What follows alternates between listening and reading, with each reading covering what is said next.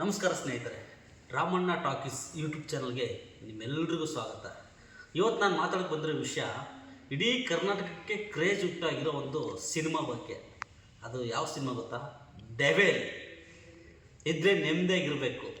ಎಷ್ಟು ಸಕ್ಕತ್ತಿದೆ ಟ್ರೈಲರ್, ಮಾತ್ರ ಎಷ್ಟು ಆಡಿದ್ದಾರೆ, ಸೂಪರಾಗಿದೆ.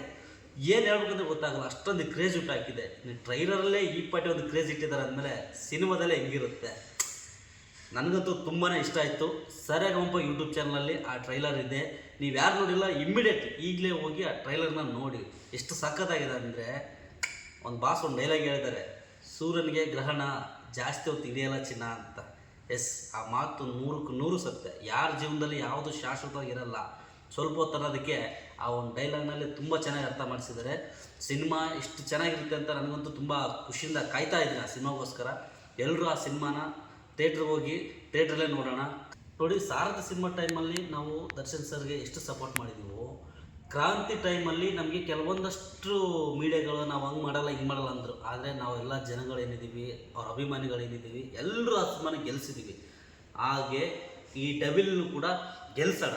ಸಿನಿಮಾ ಅಂತೂ ನನಗೆ ತುಂಬ ಅಂದರೆ ತುಂಬ ಕ್ರೇಜ್ ಹಾಕಿದೆ ಅಂತ ಒಂದು ಟ್ರೈಲರ್. ಅದು ಸೂಪರಾಗಿದೆ ಟ್ರೈಲರೆಲ್ಲ ಅಂತೂ. ಮತ್ತು ಎಕ್ಸ್ಟ್ರಾಡನರಿ ತೋರಿಸಿದ್ದಾರೆ, ಏನೇನು ಬೇಕು ಅನ್ನೋದು, ಎಷ್ಟು ಬೇಕು ಅನ್ನೋದನ್ನು ಚೆನ್ನಾಗಿ ತೋರಿಸಿದ್ದಾರೆ. ಸಿನಿಮಾಗೋಸ್ಕರ ನಾವೆಲ್ಲರೂ ಕಾಯ್ತಾ ಇದ್ದೀವಿ. ಡಿಸೆಂಬರ್ 11 ಮಿಸ್ ಮಾಡಿದೆ. ಎಲ್ಲರೂ ಸಿನಿಮಾ ಥಿಯೇಟ್ರ್ ಮುಂದೆ ಹಬ್ಬ ಆಚರಿಸೋಣ. ಕರ್ನಾಟಕದಲ್ಲಿ ಒಂದು ಹೊಸ ಹಬ್ಬ, ಒಂದು ಹೊಸ ಅಲೆನ ಸೃಷ್ಟಿ ಮಾಡೋಣ ಅಂತ ನಾನು ಎಲ್ಲರೂ ಕೇಳ್ತಾ ಇದ್ದೀನಿ. ಡಿಸೆಂಬರ್ 11 ಮಿಸ್ ಮಾಡಿದೆ. ನೀವೆಲ್ಲರೂ ಸಿನಿಮಾ ಥಿಯೇಟ್ರ್ ಹತ್ರ ಇರಿ, ನಾನು ಕೂಡ ಸಿನಿಮಾ ಥಿಯೇಟ್ರ್ ಹತ್ರ ಬರ್ತಾ ಇದ್ದೀನಿ. ಡೆವಿಲ್ ಸಿನಿಮಾನ ಗೆಲ್ಸೋಣ, ಡೆವಿಲ್ ಸಿನಿಮಾದ ಹಬ್ಬದನ್ನು ಆಚರಿಸೋಣ ಅಂತ ಹೇಳ್ತಾ ಇದ್ದೀನಿ. ನಮಸ್ಕಾರ.